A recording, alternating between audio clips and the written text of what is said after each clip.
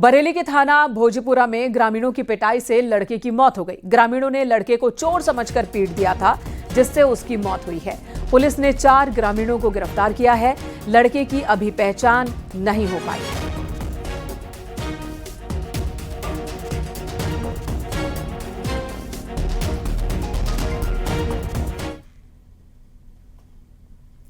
और अगली खबर मुरादाबाद से। मुरादाबाद में सपा कार्यालय पर संकट के बादल मंडरा रहे हैं। जिला प्रशासन ने सपा कार्यालय को खाली करने का नोटिस दिया।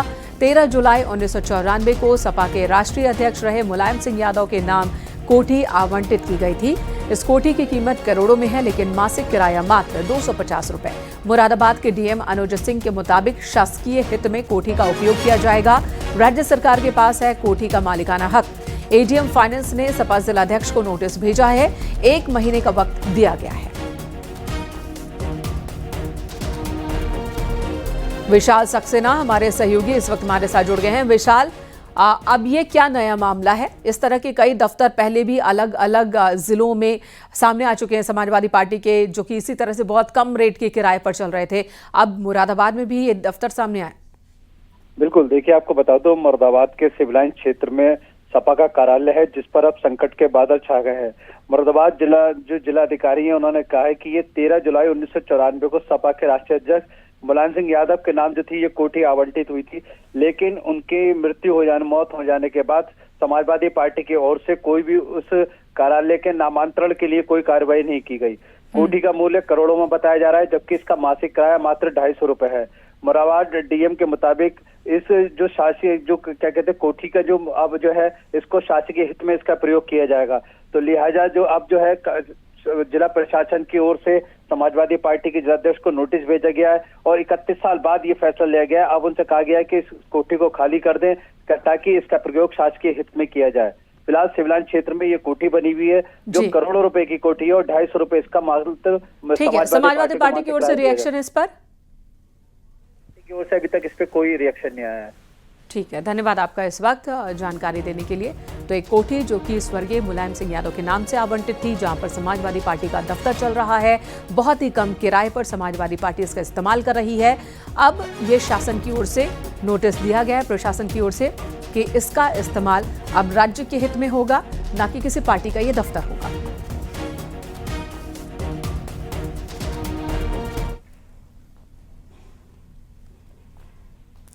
हाथरस के जंक्शन थाना क्षेत्र में फर्जी विजिलेंस टीम बनाकर गांव पहुंचे बिजली विभाग के ड्राइवर और उसके साथी को गांव वालों ने पीटा। बताया जा रहा है कि बिजली विभाग की सरकारी गाड़ी में सवार होकर 4 युवक विजिलेंस अधिकारी बनकर गांव पहुंचे और ग्रामीणों से अवैध वसूली की। शक होने पर ग्रामीणों ने पिटाई की और पुलिस को जानकारी दी। पुलिस ने चारों को गिरफ्तार कर लिया है।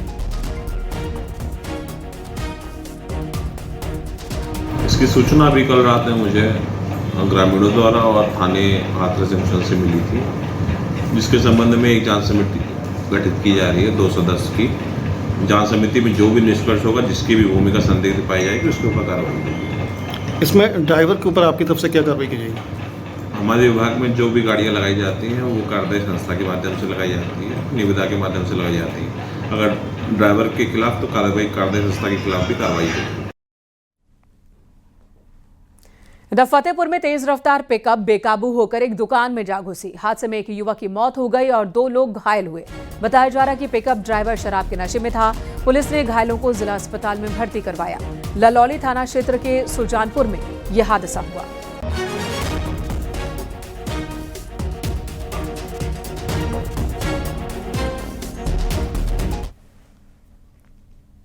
इधर लखनऊ में आज से लागू हुआ नया सर्किल रेट। लखनऊ में 10 साल बाद सर्किल रेट में बदलाव हुआ है। लखनऊ में जमीन, मकान, दुकान महंगे हो गए हैं। कृषि भूमि पर 15%, कॉमर्शियल पर 25% सर्किल रेट में बढ़ोतरी हुई है। बहुमंजिला भवनों पर 20% के हिसाब से सर्किल रेट बढ़ी है।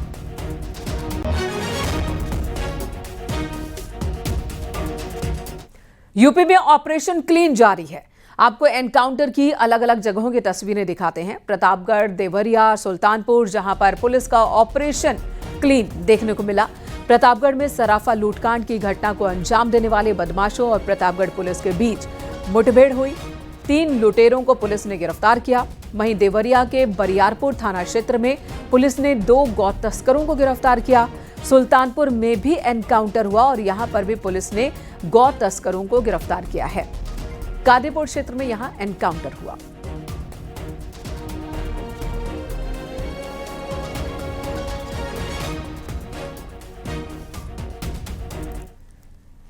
गाजियाबाद में एक युवक ने ठगी के बाद हिम्मत दिखाई और आरोपी को 7 किलोमीटर तक पीछा किया। आखिरकार उसे धर दबोचा। परतापुर के रहने वाले कुलदीप एक निजी कंपनी में इंटरव्यू देने गाजियाबाद आए थे। लौटते वक्त जब वो दिल्ली मेरठ एक्सप्रेसवे पर दुहाई स्थित नमो भारत स्टेशन के पास पहुंचे तो साधु के रूप में एक लड़का वहां पहुंचा। उसने उनसे लिफ्ट मांगी। कुलदीप ने मदद करते हुए उसे स्कूटी पर बैठाया।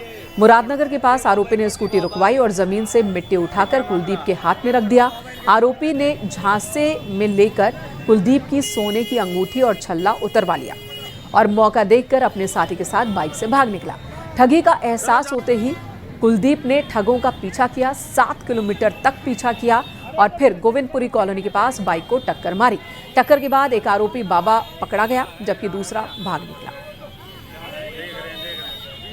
पहले तो अकेले थे, फिर उसके बाद में एक बाइक सवार और था। ये 2 लोग थे जो कि वो पीछे से इनके साथ ही था। तो इन्होंने क्या काम करा, मेरी जो है अंगूठी वो मैंने ओवरटेक करा मुरादनगर में तो ये बच के निकल गए। मैं गिर गया, मेरी स्कूटी में भी दिक्कत वो टूट गई है, वो खड़ी है पीछे। फिर मैं ये गंगा नहर के लिए मुड़े इधर मुजफ्फरनगर की तरफ को, तो मैंने थोड़ी देर पीछा करा।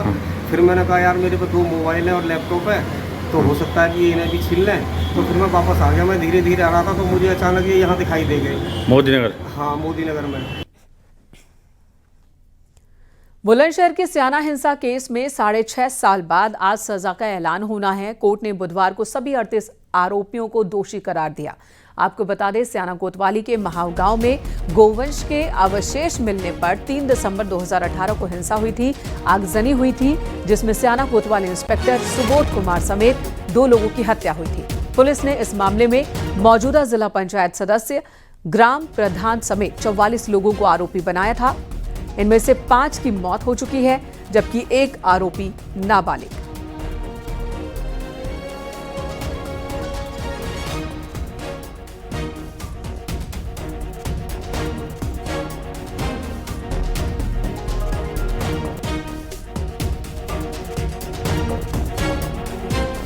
तो हत्या के दोषी प्रशांत नट, वहीं कुल 44 लोगों को आरोपी बनाया गया था। 2 लोगों की हत्या हुई थी।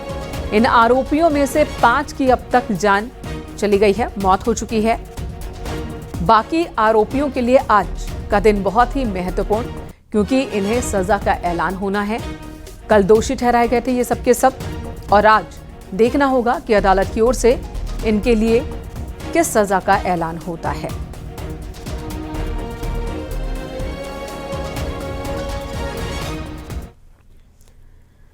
आज का दिन महत्वपूर्ण है हिंसा में मारे गए थाना प्रभारी सुबोध सिंह की पत्नी के लिए भी।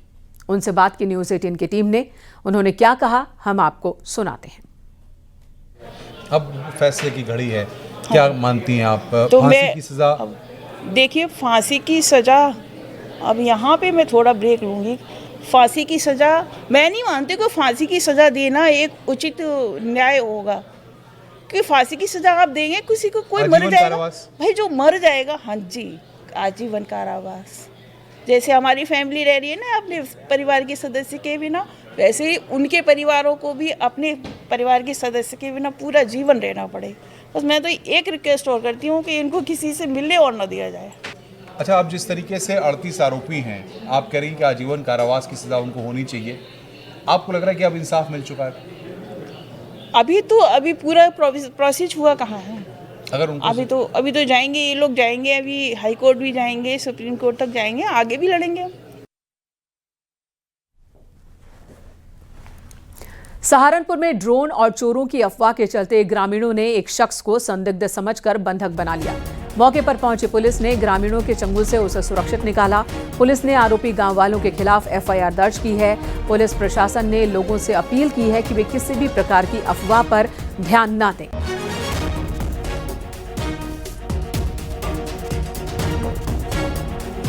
के नानका गांव में कल रात को कुछ गांव के लोगों ने एक संदिग्ध व्यक्ति को पकड़ लिया था, जिसमें इमीडिएटली पुलिस की पीआरवी वहां पहुंची, जिसमें उसको सकुशल रेस्क्यू किया गया। उसमें जो थानेदार थे और जो सीओ थे वो भी इमीडिएटली वहां पर पहुंचे। इसमें इमीडिएटली जो लोगों ने भी कानून अपने हाथ में लेने की कोशिश की है, उस पर एफआईआर सुसंगत धाराओं में पंजीकृत की जा रही है। औरैया में भूमाफिया ने मध्य प्रदेश के रिटायर्ड कृषि अधिकारी की करोड़ों रुपए की पैतृक जमीन को अपने नाम इंद्राज करवा लिया। पीड़ित कृषि अधिकारी के भाई बद्री प्रसाद पालीवाल औरैया से 2 बार विधायक रह चुके हैं। उनकी करोड़ों रुपए की जमीन को अपने नाम इंद्राज करवाने में राजस्व अधिकारियों की मिलीभगत सामने आ रही है। इस बात का खुलासा तब हुआ जब माफिया सिंचाई अधिकारी की जमीन पर कब्जा करने के लिए पहुंचे, जिसके बाद कृषि अधिकारी और उनके परिवार के लोगों के होश उड़ गए। आनन फानन में उन्होंने डीएम से मुलाकात की, भूमाफियाओं की शिकायत की।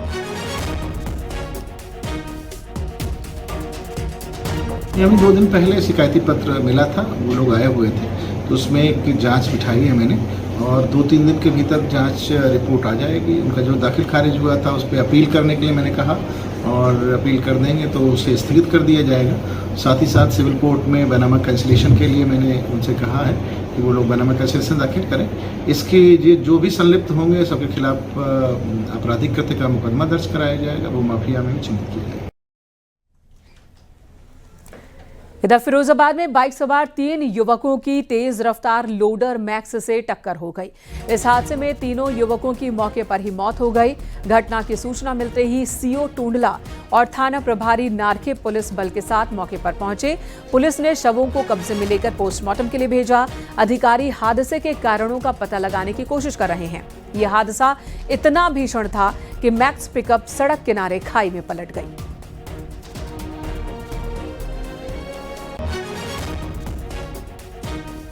देखिए, सोनू हैं, आमीन और आकाश, ये कैथा के रहने वाले हैं, नाटी थाना क्षेत्र के ये लोग। ये फरियाँ से कैथा बाइक से अपने घर जा रहे थे। ये तीनों लड़के, सामने से मैक्स पिकअप ने इनको धक्का मारा, जिससे इनकी मौके पर ही मृत्यु हो गई है।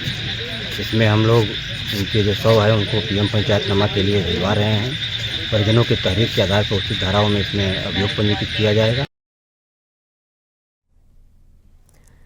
गाजियाबाद के साहिबाबाद थाना क्षेत्र में कुकर बनाने वाली फैक्ट्री का लेंटर गिरा और इस हादसे में 3 लोग दब गए मलबे के नीचे।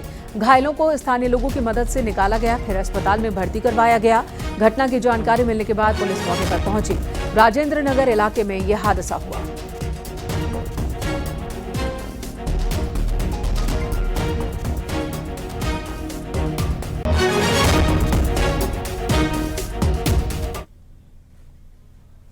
भदोही जिले में एक मर्ज प्राइमरी स्कूल में समाजवादी पार्टी की पीडीएफ पाठशाला अब विवादों में है। एसपी के पूर्व विधानसभा प्रत्याशी अंजनी सरोज के खिलाफ स्कूल में बिना अनुमति बच्चों से पार्टी का प्रचार करवाने के आरोप में एफआईआर दर्ज की गई है। आपको बता दें, औराई विकासखंड के सिकंदरा प्राइमरी स्कूल में 50 से कम बच्चे होने की वजह से दूसरे स्कूल में मर्ज कर दिया गया था। समाजवादी पार्टी ने स्कूल मर्जर के विरोध में पीडीएफ पाठशाला चलाने के निर्देश दिए कार्यकर्ताओं को, और इसी क्रम में अंजनी सरोज ने स्कूल पहुंचकर बच्चों को जमा किया और पाठशाला शुरू कर दी। मामले की जानकारी मिलते ही डीएम के निर्देश पर प्रशासनिक अधिकारियों की टीम मौके पर पहुंची और जांच की शुरुआत की गई। जांच के आधार पर अंजनी सरोज पर शिक्षा व्यवस्था का राजनीतिक दुरुपयोग करने और बच्चों को पार्टी प्रचार में शामिल करने के आरोप लगे। चौड़ी थाने में एफआईआर दर्ज की गई।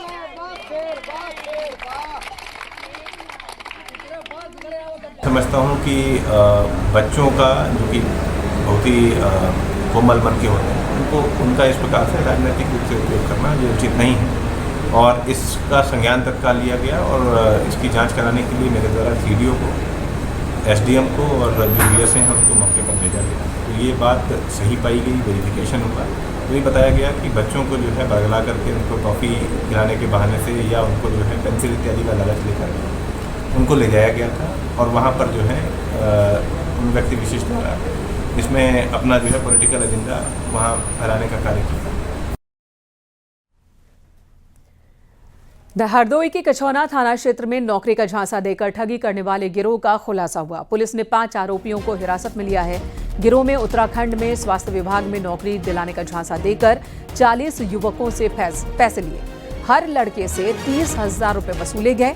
मामला तब सामने आया जब फिरोजाबाद के 3 युवक पवन कुमार, अंकुश और अंशुल के परिजनों ने पुलिस से शिकायत की। पुलिस ने कार्रवाई करते हुए 5 लोगों को हिरासत में लिया है।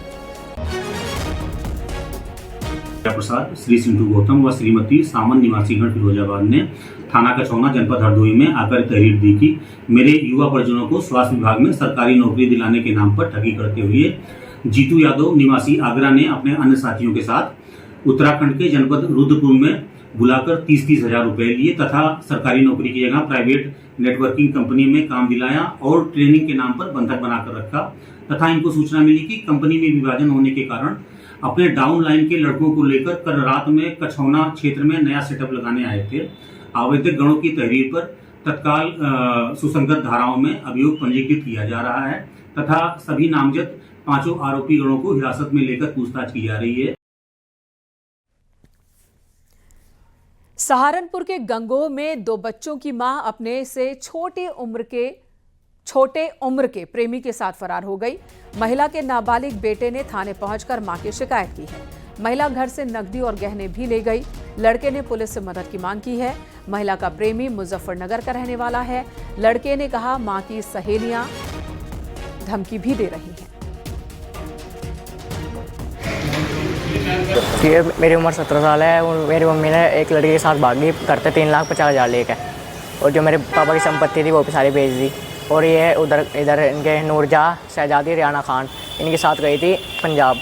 तो अब जब उनके साथ आई नहीं, हमने उनको कहा कि कहाँ है तो रियाना खान और नूरजहाँ कह रही कि और शहजादी मुकदमा करवा लो, हम किसान यूनियन में हैं, हमारा कुछ नहीं होने का। ऐसे वो दे रही गालियाँ धमकियाँ कि हमारा कुछ नहीं होने का।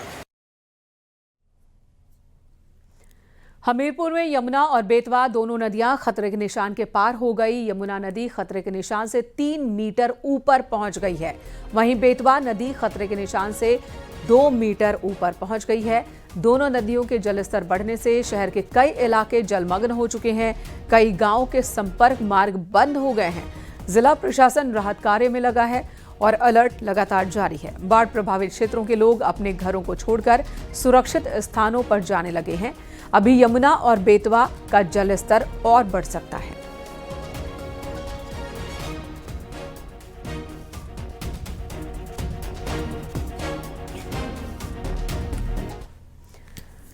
यूपी के डिप्टी सीएम ब्रजेश पाठक के आवास पर भारतीय किसान यूनियन के राष्ट्रीय प्रवक्ता राकेश टिकैत ने मुलाकात की। लखनऊ में ब्रजेश पाठक के साथ किसान नेता राकेश टिकैत की मुलाकात की तस्वीरें सामने आई और इस मुलाकात के बाद हलचल भी बढ़ गई है। इस मुलाकात को 2027 विधानसभा चुनाव से जोड़कर देखा जा रहा है। उससे पहले की रणनीति पर काम होता देखा जा रहा है।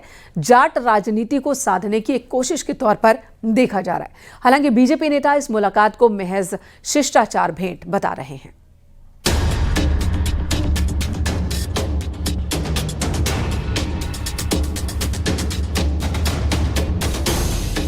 पश्चिम यूपी की राजनीति में कहावत है, जिसके साथ जाट उसी के साथ ठाट, यानी कि पश्चिम यूपी में 17% जाट वोट बैंक है। ये वोट बैंक 45 से 55 सीटों पर निर्णायक साबित हो सकता है। विधानसभा की 90 सीटों पर जाट वोट बैंक का असर दिखता है। अब राकेश टिकैत के डिप्टी सीएम ब्रजेश पाठक से मुलाकात ने सियासी हलचल तेज कर दी है। और वहीं दूसरी तरफ राकेश टिकैत जो कि किसान नेता हैं, उनको भी डिप्टी सीएम ब्रजेश पाठक से जो मुलाकात हुई, अब चर्चा यह तेज हो गई है यूपी के सियासी गलियारों में कि सपा मुखिया अखिलेश यादव को वर्ष 2027 के विधानसभा चुनावों में घेरने के लिए और जाटों को लामबंद करने के लिए भारतीय जनता पार्टी बड़ा दांव चल रही है। डिप्टी सीएम ब्रजेश पाठक के आवास पर भारतीय किसान यूनियन के राष्ट्रीय प्रवक्ता राकेश टिकैत ने मुलाकात की। इन मुलाकातों को यूपी चुनाव 2027 की रणनीति से जोड़कर देखा जा रहा है। हालांकि बीजेपी नेता इस मुलाकात को शिष्टाचार भेंट बता रहे हैं।